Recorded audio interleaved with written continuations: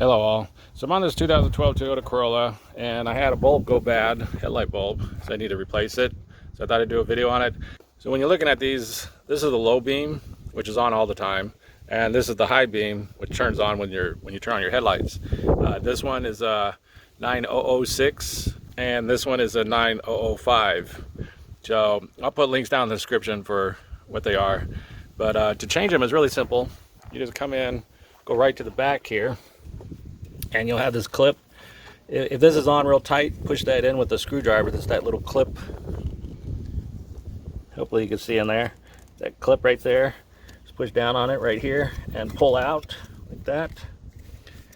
And then this, it just turns counterclockwise. So I'm just going to turn it.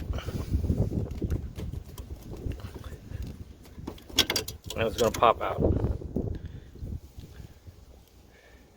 And to replace it, you pop this one out, pop the new one in, and it just goes back in the same way that it came out.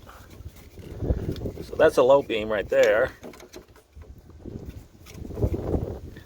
Put your connector back on. So this is the low beam, and for the high beam, the regular bulb, it's over here to the left, right here. It's the same way. Just go and pop this off like that. Turn this counterclockwise and pop it out. So basically you just want to replace it. This regular bulb uses a 9005. So pop this one out, pop the new one in, stick it back in, go clockwise this time. So it locks into place. This is pointed down and your plug just pops back on. Pretty simple. Just make sure you get the right bulb types for them. Like I said, I'll put the links down below. One thing I should mention is you don't want to touch the bulb itself with your fingers, since it could get an oil spot and make it shorten the lifespan of it. But that's basically it.